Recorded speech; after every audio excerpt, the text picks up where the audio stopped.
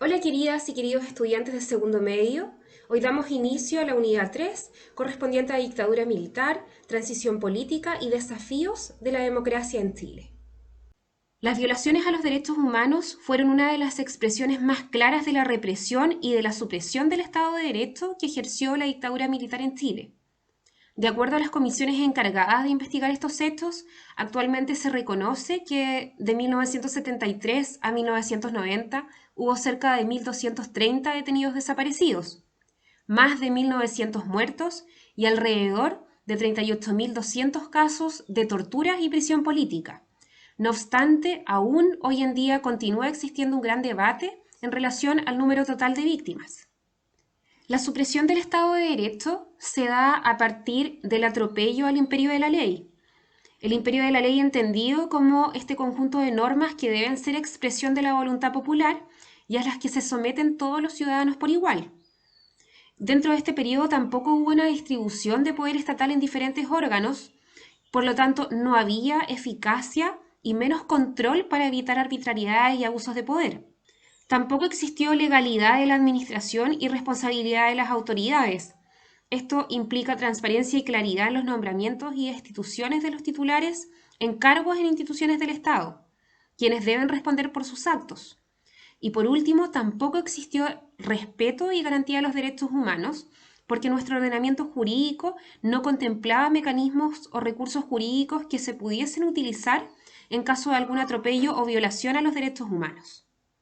Los primeros días luego del golpe de Estado fueron altamente violentos. Se produjeron allanamientos masivos en organismos de gobierno, universidades, poblaciones y se publicaron listas de personas proclives al gobierno de Salvador Allende.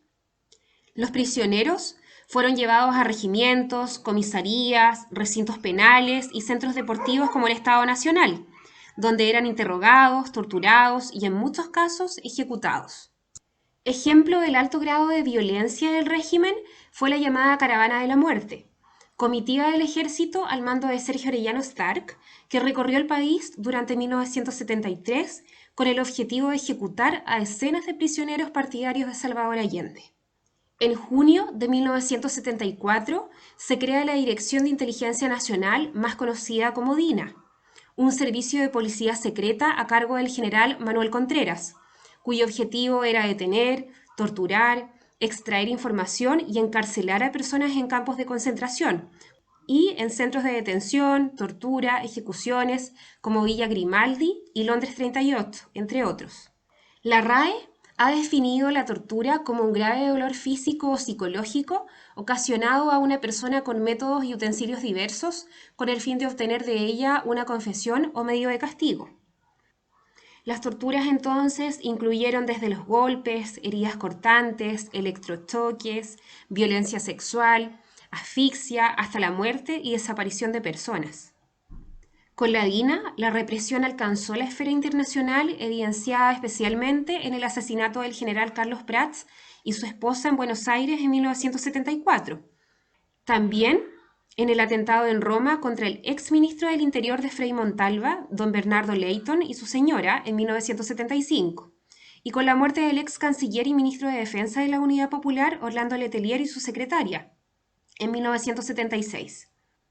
Frente a las críticas internas y externas, en 1977 la DINA fue reemplazada por la Central Nacional de Informaciones, más conocida como CNI, pero esta siguió cumpliendo el mismo propósito que la DINA. En cuanto a los servicios de inteligencia, por lo menos podemos mencionar cuatro. El Servicio de Inteligencia Militar, que actuó desde 1973 hasta los primeros meses de 1974, en la detención e interrogación con tortura de militantes y simpatizantes de la Unidad Popular. También está el Servicio de Inteligencia Naval, que apareció meses antes del golpe militar y sus labores se centraron en la investigación y represión también a los partidarios de la Unidad Popular, pero dentro de la Armada. Por otro lado, está el Servicio de Inteligencia de la Fuerza Aérea, que implementó sistemas de represión tanto dentro de sus filas como fuera de ellas. Y por último, está el Servicio de Inteligencia de Carabineros, que en su primera etapa se enfocó en la represión de los miembros de su institución. Por lo general, sus actividades se supeditaron a otros servicios de inteligencia, especialmente a la DINA. Respecto de los centros de detención y represión, en Chile existieron más de 1000 lugares públicos y además existieron lugares secretos, todos ellos dedicados a la detención, tortura y aniquilamiento de los opositores de la dictadura militar. Entre ellos, el Estadio Nacional, Villa Grimaldi, Colonia Dignidad, José Domingo Cañas, por mencionar algunos. Para finalizar esta clase de inicio de la unidad 3, los voy a dejar con la experiencia de Alfonso Chanfró. Él es un detenido desaparecido de 1974, fue estudiante de filosofía de la Universidad de Chile, dirigente estudiantil y militante del movimiento de izquierda revolucionaria MIR. Los dejo. Recuerden que en caso de cualquier inquietud me pueden escribir a mi correo. Les envío un abrazo fraterno, cuídense mucho y que estén bien. Nuestra historia no fue solo de amor. Fue una historia de compromiso. Mi nombre es Erika Jennings, compañera de Alfonso Chanfró, padre de mi hija Natalia, detenido desaparecido el 30 de julio de 1974. ¡Alfonso Chanfró, Yarse! Sí, soy yo.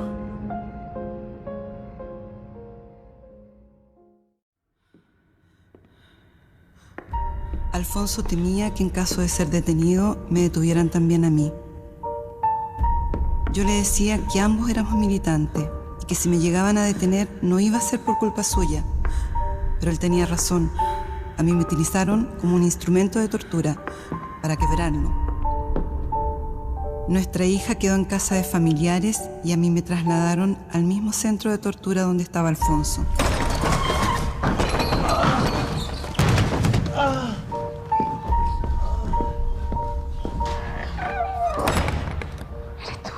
Sí, amor. ¿Dónde está? ¿Dónde está? ¿Qué hicieron? Nada. Acuérdate que tengo alma de shakespeariano. Así que soy alaraco por naturaleza. Nunca dejamos de ser amantes, pero en ese lugar fuimos ante todo compañeros, porque no aceptábamos que nuestra Natalia viviera en un país así.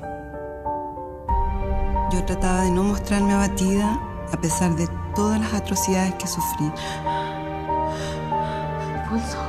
Tenía que mostrarme íntegra para él. ¿Alfonso? Se lo llevaron, compañero. ¿A dónde? Alfonso era sacado permanentemente del centro de detención y yo debía esperar 1 o 2 días a que volviera. Pero cada vez que volvía lo hacía en peores condiciones.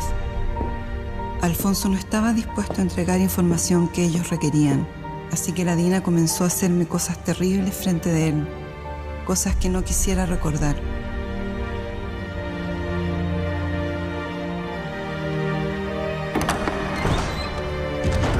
Pero así todo, no fueron capaces de romper nuestra convicción, nuestro compromiso, nuestro amor.